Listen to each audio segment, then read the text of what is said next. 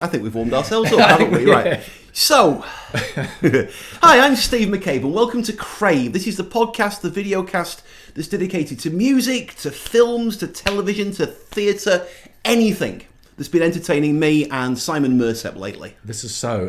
This week, yes, a film which is, I guess, little in scale. It's a little quirky, it's a little odd, it's very interesting and quite entertaining. Yes. It's an English comedy called Sometimes, Always, Never. Yeah, so that's a small film. It is. There's a bigger film come out recently for some reason. Big name, big budget, big cast, and, well... I'm sure they were hoping for a big box office too. I'm sure they were, so possibly a big disappointment is going to be Men in Black, : international, though fortunately the film is basically the contents of a colon. But moving swiftly onwards. For the first time since we've started Crave... Say it's not so. It I is, isn't have it? a new Bruce Springsteen album to talk about. My Yes. word. Yes. So will you manage to squeeze a few... Do you think you can put a few words together about that? Oh, one or two. Do you think they might be coherent? I hope so. Or is it going to be squee? It is, isn't it? Yeah. It's going to be squee. It's going to be squee. And I've been telling Simon about a new TV series called Years and Years. Years and Years? Years and Years. You didn't get the second text message I sent you, did you? Oh, I didn't. I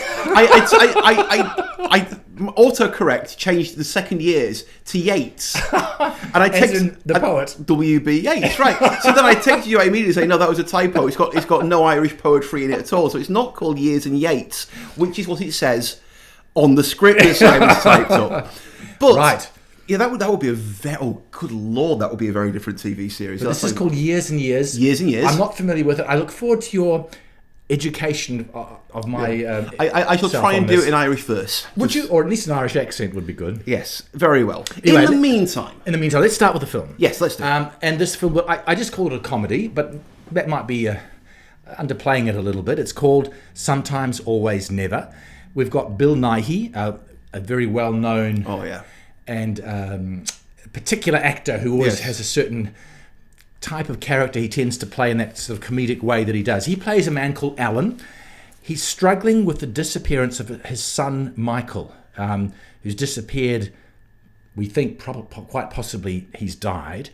And in this film, Alan, we see how he also struggles with his surviving son, Yes. who's called Peter, and he's played by an actor called Sam Riley. And Peter is married to Sue, played by Alice Lowe, and has a son called Jack, played by Lewis Healy. And so it's a family story. It is. About the loss of the son, or perhaps the brother. And it does deal with grief and loss and how people cope with it. And you've got some other characters who are quite woven into the story as well. Played by a couple of also very very well regarded British actors. Yes. Yes. So this is an actress. You took you a second to click who it was. It did, yeah. Jenny Agutter. I mean, I don't think it's any kind of a spoiler because her name's obviously in in listings and stuff. Yeah, but it took me a second to realise who she was. More obvious was Tim McInerney. Yeah. Who obviously we recognise from Blackadder. Yes. Obviously toning it down a little bit from the Lord Percy stuff. We should point out they play a couple who've also lost a son. Yes. So there's there's a parallel an unfolding that goes on there, and interwoven through this whole film is this. Is it a meme? What would you call it? That I don't know. Or was it just a way of telling the story through the game of Scrabble? Yes, it was definitely. It was a thread that ran through it, wasn't it? Yeah. And so the Scrabble came in a number of different ways. So you got the story of these characters. Yeah, it's a typical sort of very low key British film. Yeah. So the story isn't really what matters so much as it's the interplay between these characters who are all trying to figure out in their own way, with limited degrees of success, how to handle the loss of a close family member, or the possible loss, and the confusion and the limbo that comes with not even knowing if they have lost. Exactly. And then you've got the sort of the central dynamic is between father and son, and the son always feeling like he's less important. Than the son that's lost, and there's constant references back to everything in the family being second best. Even me, I'm the second best son. Yes. And so it's actually quite a painful film in that regard. It's very. I think it is. It is. It has. There is a deep sadness in it, isn't there? But I found it to be a accurate telling, and a realistic telling, and it was poignant because of that. Yes. And the acting was not overplayed. Even Bill Nighy, who can be a little bit of a caricature of himself in some roles, he can sometimes be Bill Nighy as Bill Nighy. Yeah, and I think he tried to play it down quite a few degrees, and I think that worked well. And he's not in the film all the time, which also helped, I think. No, he's the central character, but he's not the only character. No, and there's a lot of time spent with the grandson and the son, the other son, who's the surviving son. So, look, I think this overall, it was an emotional, touching film. But you talked about there being a little oddness to it, and I found the same. How was the oddness manifested for you, Steve? Ooh, well, I kept thinking that they've been watching a few too many Wes Anderson films. Okay. It never became overwhelming, but there's an awful lot of very, very tiny detail. Yes. I mean, it's clearly set in the present day. They're all doing stuff on their cell phones, and yet they've got these big, old, deep cathode ray TVs in the living rooms. It's very, very hard to put to figure out the time on it. You were mentioning before we started recording the way that they film car journeys. Yes. And you mentioned Alfred Hitchcock. It's that wonderful. Really, we're making no attempt at realism. Yes. Rear projection stuff. Yeah. That was bizarre. It was a little bizarre, and there are other visual touches. Yes. You'd see a sequence, and then there'd be a break, and there'd be a little 3 or 4 or 5 little still shots. Yes. To introduce a scene, and then there was some some split screens, and yes. And it just gave the visual flow. I wasn't quite sure what the intent was, other than it made me slightly feel like I wasn't sure what's coming next. Yes. And maybe that was okay. Maybe that, because it does, you're not quite sure where the film will necessarily take you. No. And right at the end there is it dangles in front of you, without giving too much away, the prospect of possibly finding this lost son. I won't say how that ends, but no. And that was a deft wee touch, I thought. Yeah.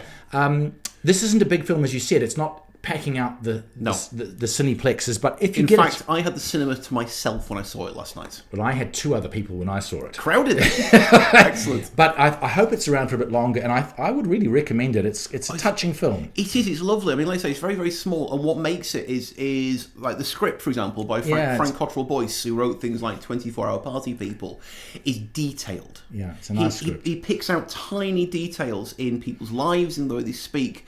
This Bill Nighy, he plays a tailor. Yes. Which is the significance of the film's title. Yes. The 3 buttons of a classic gentleman's suit. Yes. Top button you button sometimes, middle one always, bottom one never. Exactly, thank you. Spoken like a true gentleman, sir. But you notice every time, he was wearing those wonderful long draped frock coats. Yes. And every time he took it off, he shook it out to make sure that it draped nicely before he put it over the back of a chair. Yeah. Just tiny, tiny details like that you could see that there was attention paid. Yeah. To everything. Nothing was out of place. Even his Scouse accent. Okay. Which was spot on. Was it? Okay. It was. I mean, I'm not actual Scouse myself, but I'm Scouse adjacent. Yeah, you are. And I would say it was flawless. Okay. It was really good. And good. No, I was just going to say, the other thing that struck me about it was it takes a kind of well-worn theme of a grandfather coming into a family home and sort of endearing himself, say, to the grandson. Yeah. And that can be really saccharine if it's overdone, but it was done in a restrained and effective way, and it was a nice touch. And I just felt it had a quality about it. Definitely. Yeah. There was enough awkwardness in it. Yeah, that's right. That it was never allowed to become schmaltzy, was it? Yeah. So I mean, are we going to recommend it? I think so, very much so. Yeah, especially if you have a bit of a taste for a slightly more art house type film rather than the big blockbuster. I think this is really to be recommended. Yeah. Now, speaking of blockbusters, big blockbusters, or would-be blockbusters. Yes. Very, very few blocks were being booked by this film. I don't think, as it should be. So, obviously, Men in Black 2. Yeah. Do you want to talk about it, or shall I? Well, all I want to say is the only reason other than the fact we thought we'd talk about it for the purposes of our esteemed audience, was I did think that Chris Hemsworth and Tessa Thompson sparked well off each other in one of the Marvel films, Thor Ragnarok, and Right. it was in a comedic sort of a way, and it was that was the one that Taika Waititi had a hand in directing and writing, and I thought they did really well. Here they are again, and I thought, okay, let's see how they get on this time round. Just goes to show why you need a good script. Well, also you said here they are again. You mentioned 3 names, but here's only 2 of them again. Yeah, clearly they need a Kiwi. They do. I think that's the moral of the story here. They need Taika Waititi because, I mean, seriously, this was flat. It was, yes, flat. It was a little dull. It really was, wasn't it? This type of because this is not, this is the 3rd or 4th Men in Black's film, so we know what the general approach here is. The film opens with a sequence in on top of the Eiffel Tower with Liam Neeson and Chris Hemsworth, where there was an opportunity for some sparkling, witty dialogue. It wasn't there. No. It was boring. Yes, it was. And you expect to see in this film, okay, you're going to get some CGI monsters playing off each other and some thrills and I don't know. You get to a point where you've seen so much of the stuff. You've got to have a decent story and a good script. But if you remember, that's what made the very first one work. Yeah, right. The first one You've got Tommy Lee Jones. Yeah. Who's got the rumpled gruff, trademarked, and you got Will Smith as the wide-eyed audience surrogate, who manages to find absolute astonishment and even joy in what he's doing, and first of all, Tessa Thompson's character M, massive plot gap at the beginning of it, right? She watches as 2 Men in Black. What do they call it? The memory thing. The forget me ray thing. So that ordinary humans don't remember what they've seen. That's the one. Yes. She watches as they do that to her parents. Right. And remembers it.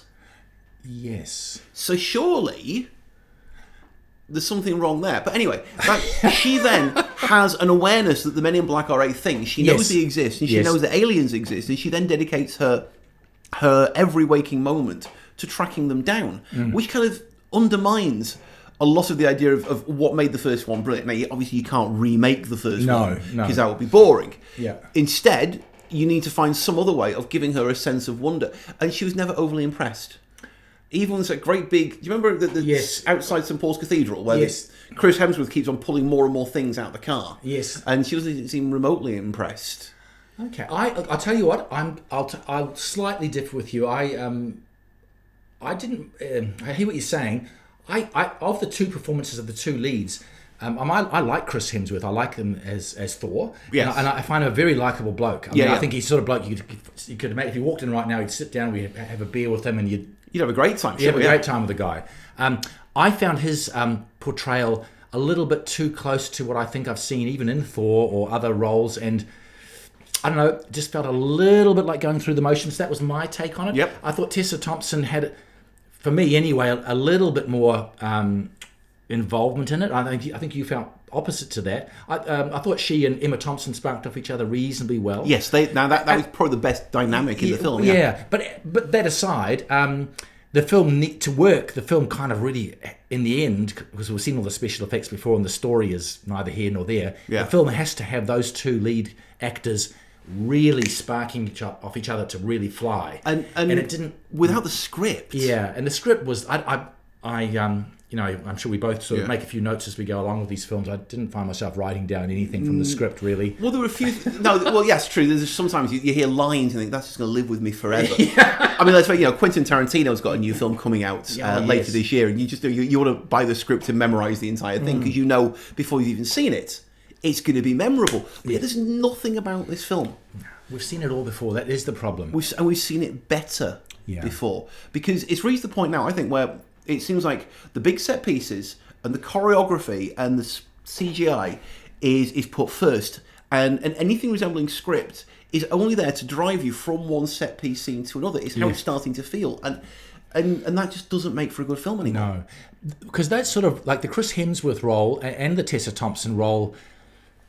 They needed to be, I don't know, like Indiana Jones and the kid and the love interest in the first one, or they needed to be Butch Cassidy and the Sundance Kid, or they needed to be, they needed to be of that level of interaction and bouncing off each other, sparking off each other to really make this work, I think. No. And I don't think it was there. Not at all. Just as a quick aside. Go on. Prior to the release of this film, one of the other main actors in it, Liam Neeson, copped a lot of flack in the media for some comments he made about a mate who might have got in trouble and being attacked by a black guy, and Neeson made a comment about something along wanted to go out and mess up a black bloke. And I do wonder whether that really also somehow undermined the potential success of this film. I might have, because he has a significant role. He plays High Tea. Yeah, which is a bit cheesy. Anyway, I mean, let's go back to the other things that are wrong with this film, because we could do an entire episode just on that. So what did you make of Pawnee? I've actually forgotten who Pawnee is. Camille Nanjiani's little on the shoulder character. Yeah, well, to begin with, I thought it was awful. Yeah. I have to be honest and say, as the film progressed, maybe this is a telling remark. Yeah. I started to get more attached to Pawnee, maybe more than I was to the other human characters. I think that says more about the shortcomings of the human characters than it does anything about the strengths of Pawnee. Yes, I think, yes. I mean, it felt to me like we've seen that character in Disney cartoons. Yeah, absolutely. Everyone. Yeah. In Aladdin, that was Iago. Yes. In I'm trying to think. Jiminy Cricket, any of those things. Yes. The Timothy Mouse in Dumbo. We've had that character in all kinds of Disney films before. It doesn't belong in a film like this. No. They obviously never explain where he came from. No. If they're Men in Black, do you remember what the entire co-popper of Men in Black was originally? Why were they Men in Black? To protect the Earth from alien invasions? Yeah, but what that was. But why in black? Yes. Do you remember? I don't remember. The whole point of it was that there were Men in Black because it made them as anonymous and as immediately forgettable as possible. Which, oddly enough, is what this film is. But the whole point was that they just immediately just get forgotten. Nobody notices you if you're just wearing a black suit and a white shirt and a black tie. Right. Nobody notices you. That was the entire point. So when they go to the souk in Marrakesh and they're wearing black suits and white shirts and black ties, that completely undermines the entire premise of Men in Black. Yes. In the same way that when Chris Hemsworth pops on a nice pair of sky blue, pink trousers and sky blue, pink trousers, sky blue shirts, to sail off to the James Bond lair where Rebecca Ferguson playing Zaphod Beeblebrox is hanging out. Yes. It makes you realise that they didn't even know what film they were making. No. They forgot basically what this film was, and it simply became a smashy alien film. Yeah, and it was a hodgepodge. You're right. It had part of it felt like a bit of an attempt at a James Bond type, or at least a parody thereof, or possibly Chris Hemsworth's audition. Yeah, maybe. For when Daniel Craig finally hangs his author PPK on. Well, he's got the physical attributes, but I don't know whether. Anyway, that's a by the by. And anyway, Idris Elba's getting the job anyway. Enough said. So yeah, but like you say, hodgepodge. Yeah, it was. It was. I mean, I suppose for a youngish audience who aren't familiar with the other earlier films, there's a bit of fun to be had, a few fights and action sequences and chases and some humour that a teenager might find interesting, maybe. But if you have seen the previous ones, and if you're given that these days the general quality of a lot of this type of film is, can be quite high, man, why would you slum it and waste your money on this nonsense? Yeah. Really? Yeah, I'm not. I mean, if I was Chris Hemsworth and Tessa Thompson, I'd be pretty disappointed, I think. Yeah. I would be. Actually, do you know who I'm most disappointed in? Who? Emma Thompson. Yes. What is going on with her lately? I don't know. I mean, look, you saw the children. Did you see the children act? I did. Yeah. I mean, she was Emma Thompson in that, wasn't she? Yeah. With all that entails. Yeah, she was good. Yeah, but then, do you remember Johnny English Reborn? Yes. And then we've got this. Yes. Now, Late Night, that's coming out very shortly, with her and Mindy Kaling, looks like it's going to be something a little bit more special. It's like going back to actual Emma again, right? Yes. But, I mean, has someone got like a box of compromising Polaroids of her or something? Because, seriously, I saw that, or like I wrote in my review on cravepodcast.com. That's it. Yeah. What was I saying? As I said, as you wrote on that review, Steve. As I wrote on that review, that's what I was going to say. Gambling debts. Yeah, I don't know. I mean, clearly, she needs the money because she's frankly, she's pissing away her reputation as one of the finest actors of her generation here. Yeah, it is odd. It is odd. You're right. Yeah, so I do wonder what she thought she saw in this film. I mean, Liam Neeson at the moment is, quite frankly, probably grateful he's got a career left at all. Yeah. That for some quite asinine remarks that he made. But Emma Thompson, as far as I can tell, is other than a couple of bizarre script choices, has yet to blot a copybook. So what's she doing in nonsense like this? And but the thing is, as nonsense as it was, if it hadn't been for her, I mean, her little scenes were quite well done, but probably I remember her more than anyone else in the film. Exactly, yeah. But that doesn't really save the film. It's no. So I think this is, in my book, not to be recommended. You're not missing anything by giving this a wide berth, and I hope Chris Hemsworth and Tessa Thompson, who are both actors I actually like. Oh yeah, definitely. Yeah. And I think can be very enjoyable to watch on screen. Find something better next time. Yeah, frankly, guys, if you watch it, seriously, a word with yourselves, please. And to anybody else who's watching, do not go and see this film. Do not encourage them. They'll only make them want to make another one, and they shouldn't. Okay. Now, Simon. Yes. Simon. Yes. I know. You sit there. I mean, you've brought props, haven't you? if you're just listening to this, I'm holding up a certain cover of a CD. Yes. And it's got a horse on it. And you're gazing reverentially at it. You're holding it almost sacramentally, aren't you? No, it's Western Stars. It's the new album, the 19th studio album from one Bruce Springsteen. I've heard of him. He's quite good, isn't he? He's quite good. And as I pointed out in my review on cravepodcast.com, I've actually been following him. Actually, it's 41 years. Is that right now? Yes. Wow. So that's quite a long time. That's not a passing infatuation. That's not a passing infatuation. That's dedication. That is dedication. His mother's not been listening to him that long time.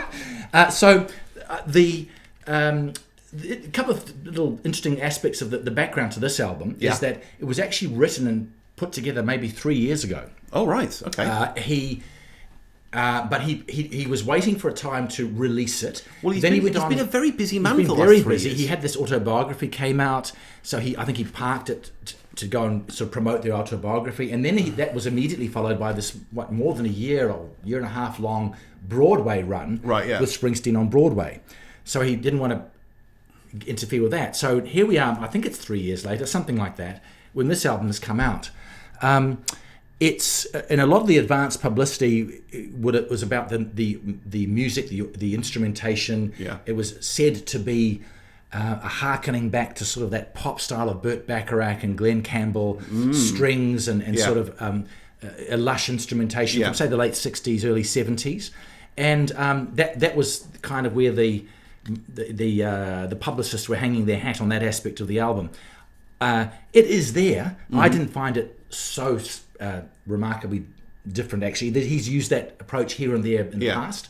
I always find my main interest with this guy is what is he saying? What's he writing about? Right. And you kind of get a sense of where he's at in his own life when you. Yeah. So this is. I'll let you have a word in just a second, but I find this interesting because this is a guy through his autobiography and through, as we say, Springsteen on Broadway. We know now a lot more about him. Yeah.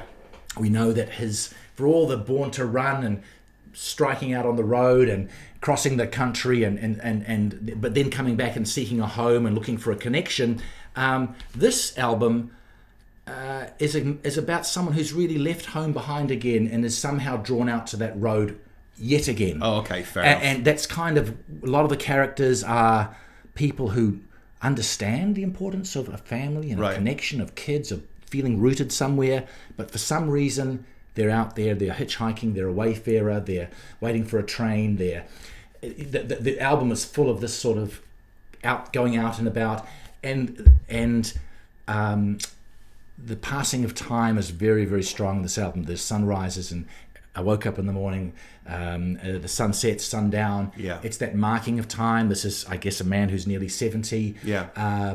You get a sense of that. Okay, well, let me ask you then, right? Yeah. When we saw him, yes, about 3 years ago now, it would be at Western. No, it wasn't Western Springs. It was Mount Smart Stadium, right?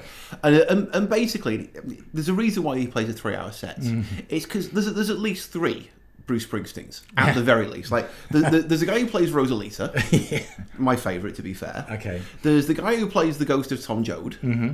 There's the guy who does Pink Cadillac and Dancing in the Dark, who's probably the least interesting of all. Yes. And there's probably like 2 or 3 other alters in there as well, right? So who made this album?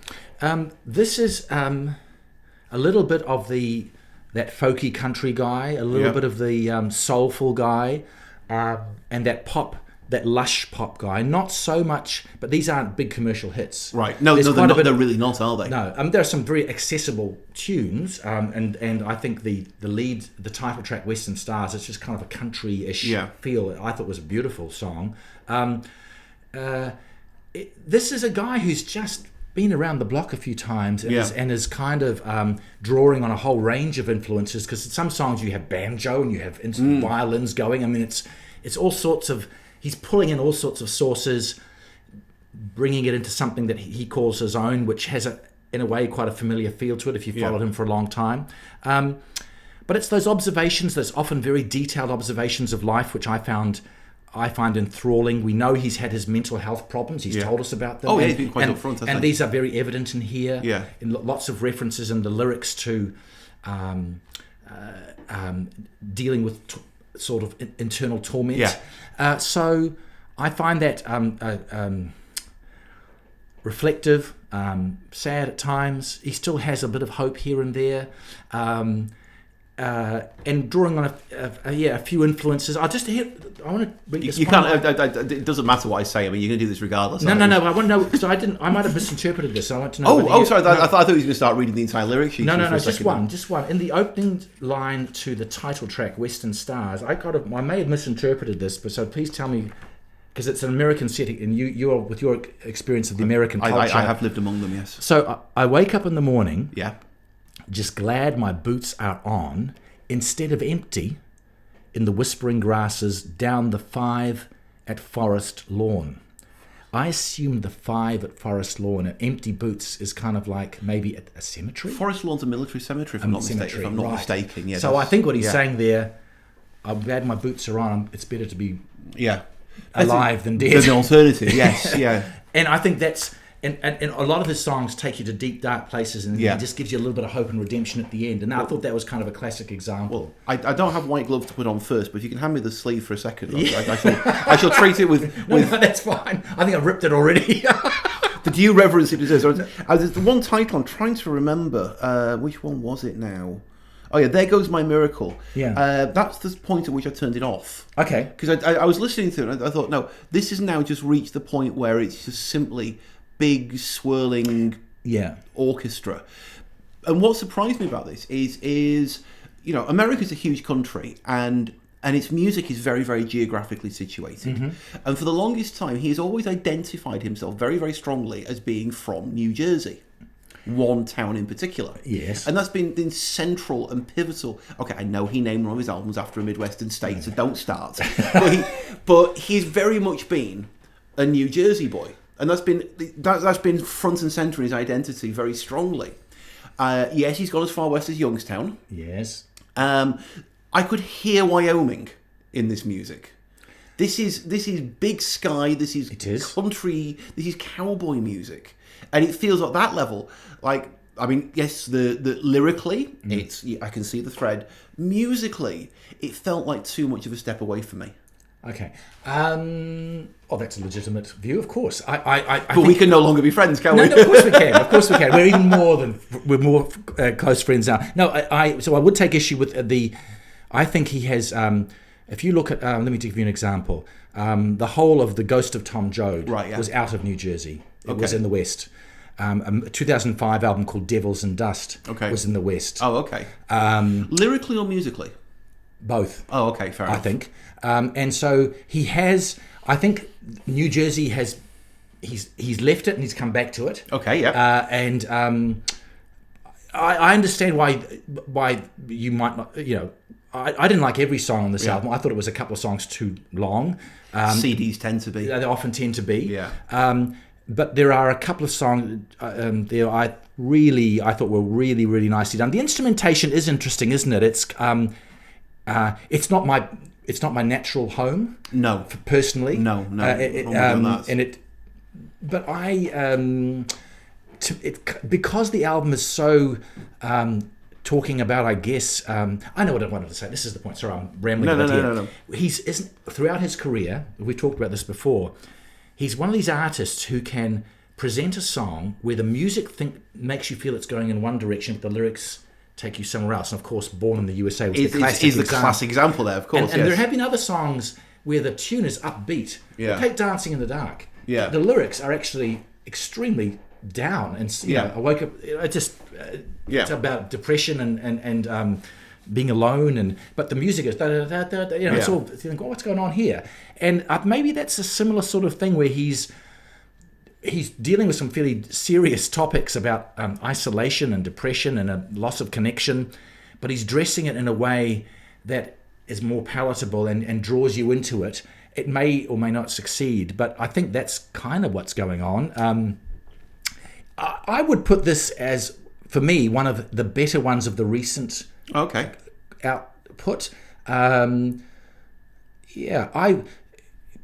I brought along another one called Devils and Dust. I've just mentioned it. If you want to hear a completely different Bruce Springsteen, have a listen to Devils and Dust. There are a few songs there where even his voice, the use of his voice, it sounds like a country, nasally.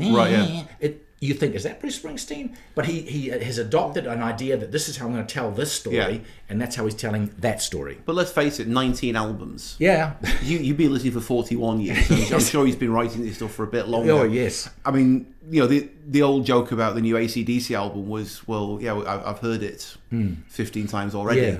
Yeah. It's good that he is reinventing himself. Yeah. You don't want to hear this. I mean, I don't care how good the album is. You don't want him to keep releasing it over and over again, do you? And I think he's taken some risks like that over the years. Some of them have worked and some haven't. Right. But that's okay. I mean, anyway, so I think if you are a Bruce Springsteen fan, and you're absolutely right, Steve, it depends on, I guess, maybe what sort of Springsteen fan you are. Which of the voices do you like the most? If you liked his rock stuff, you're not going to not like this. And that's the Bruce that I quite like. Yeah. But anyway, he's I guess at this stage of his career, he's entitled to cast his net as wide or as he wants. Well, I'm not sure he's necessarily making songs for you anymore. He's certainly not making them for me. So yeah, I guess he's earned the right to make songs for himself at this stage. And let me just say, go ahead. Final point. In a recent interview, he said, "I wrote this. I've just written a whole bunch of songs for the E Street Band." So he has dangled the prospect of another tour. Now they're all getting on a bit, but if they come back, Mr. McKay, and you're just not sleeping at night. We will be back, I'm sure. Well, we haven't done our tour announcements yet for tonight, have we? No, but do we need to just talk about the Yates, which is not a Yates? Oh, yes. So anyway, absolutely. this album, I liked it. Steve, not so much. I can understand why he didn't. It's definitely for the fans, really, isn't it? Yeah, probably, and not all the fans, perhaps. But it is an artist still at this later stage of his career, willing to try other things, willing to experiment, and willing to maybe displease some of his fan base. He doesn't care anymore. No. So years and years. Years and years. Yes, years and years. Now, tell me, are you a Doctor Who fan? Okay. Are we familiar with the new Who? I had the new Who. I've seen a couple. Can you even say the new Who? The new Who. I enjoyed her work from Broadchurch, and I liked her work here. I wasn't quite that new. Oh, okay. What's the word here? The regeneration, I suppose, is not the wrong word to say, of the series back in the 2000s. Okay. Was driven by Russell T Davies. Okay. Who also did Queer as Folk, which was set in Manchester. Okay, dear to your heart. Absolutely. So what Russell T Davies has done this time is it's a 6-part series set in the Lyons family who live in Manchester. Okay. And it's set in the very near future. Okay. And it progresses over years and years. Probably over about 30 odd years. And it's an absolutely beautifully crafted story of where you could imagine if a certain strand of British and global politics were allowed to proceed, a certain particular populistic and nationalistic brand of British and indeed American politics were to proceed, right, where it could conceivably go. Okay. And so you've got people like Anne Reid, who's a wonderful British actress, is like the matriarch of the family. The middle generation are slightly written out, and you've got her grandchildren and their families, and in particular there's one son played by Rory Kinnear, who is absolutely fantastic, and they all have different things going on in their lives as Britain collapses around them, and you see the rise to power of. And curiously, this is she's finally doing something right. Emma Thompson, as a politician who is basically somewhere between Margaret Thatcher and Nigel Farage. Oh goodness! And wow! Oh yeah, she's terrifying. Okay. And so this is Emma Thompson's character as she comes from being just an annoying pundit on television to being somebody with serious power. And what happens to the country, and you can see there's very, very clear echoes of Brexit, of Donald Trump's rise, UKIP and all that. Well, obviously I can't remember the character's name now. Thompson's character leads what she calls the 4-Star Party, and it's very clear that this is being closely modelled on UKIP, because she goes from being just an irritant to being someone who's actually got a little bit more clout than she's meant to, and then suddenly she's got way more clout than she's meant to. And it's kind of, on that level, it's a cautionary tale about Nigel Farage and his ilk. But then it turns inward, and it's about a family, and how do they survive? How do they muddle through the mess that's being created for them? And so for all the global geopolitics stuff that's going on, and the rise of the 4-Star Party is fascinatingly drawn, Davis always brings it back to a family. Yeah. And how is this family managing to survive? And that makes the story all the more relatable, does it not? That's what makes the story. Yeah. And you realise that no matter what else is going on in his world, it always is about individuals. Yeah. So you've got, at one point, the banking system all but collapses. Right. And one of the families loses the proceeds from the sale of their house. And end up all but destitute. Right. As a result, not of their own failures, because actually, within the context, they're trying to act prudently. Yes. And yet, events that are happening around them shaft them royally. And so the acting's fantastic. The script is, with rare exceptions, where every now and then you can see he's waving his flag a little bit too strongly, Right. but for the most part, he's a great script writer. And it starts off in 2020. Okay. And ends in about 2030-ish, I think. Yeah. So that's actually years and years right there. Yeah. And if I'm not mistaken, it's coming on, I think, on New Zealand On Demand TV very, very shortly. I was just about to ask you where we can access it. So okay. But there are, okay, right. There are ways of obtaining these things. Yeah, but certainly for the broader audience, Yes. it's about to appear. Yes, and I would quite highly recommend it. Yes. If only to have an Emma Thompson palate cleanser after Men in Black. Yeah, no, good. Yeah, it's definitely worth a look, that one. I was quietly impressed. I all but binged it, to be honest. Well, that in itself tells you something, does it not? Absolutely. Okay. Oh, great. Years and years. Okay, I shall look forward to that. Yeah. So I do note you have been a little busy, or more than a little busy, on our cravepodcast.com website. That's cravepodcast.com. Bring us up to date with various announcements of tours and whatnot. So what are the highlights we've got to look forward to in the next little while, Steve? Not for you and me, I don't think, quite so much, to be honest. But I know that there is a sector of the New Zealand music-loving community who likes acts like Shaggy and Common Kings and Toots and the Maytals. Now, there's a name you've not heard for quite some time. Nessie and Mystic, Sons of Zion. It's your reggae end of the spectrum. Right. Doesn't float my boat, but if it floats yours, Tauranga, the Domain, 25th and 26th of January next year, it's the One Love Festival. Okay. So apparently it's a fantastic, I imagine, fantastic festival. Not my taste in music at all. In the same way, yes. I can't imagine whose taste in music this is. Seriously, and it's another of these, like, who can we put on stage together? We've got Montel Jordan, Blue Cantrell, All for One, Young MC, hosted by Flavor Flav. Okay. Yep. Again, not not really. I don't think that's going to speak to a man who's just been cataloguing the joys of Bruce Springsteen. No. But if it were, then you'd want to be getting yourself to the Logan Campbell Centre in Auckland on Tuesday the 23rd of October. So look, I'm so unfamiliar with those names. I can't even tell you what genre necessarily we're talking about with those acts. Is that kind of more of a I don't know, a rappy R&B thing? That's that end of the spectrum, definitely. That end of the spectrum. Yes. Okay, right. Thank you. I mean, Flavor Flav was in Public Enemy. Oh, okay. So that then he's the MC for the night. Okay. And it's called Bring That Beat Back. Bring That Beat Back. Fair enough. Okay. Just leave it wherever you want it for my money if you want to. Yeah. We're going all over the spectrum here. Troye Sivan, I don't know if you're familiar with. I don't know if I am actually. Well, he's Australian. Well, no. But we won't hold that against him. He's very much of the moment. I mean, he performed with Taylor Swift last year, so that should give you an idea. Okay. Other than Australian, we actually quite like him. I have a wife and daughter who will definitely want to go and see that one. Okay. And where's he playing? In Spark Arena. Coming up soon?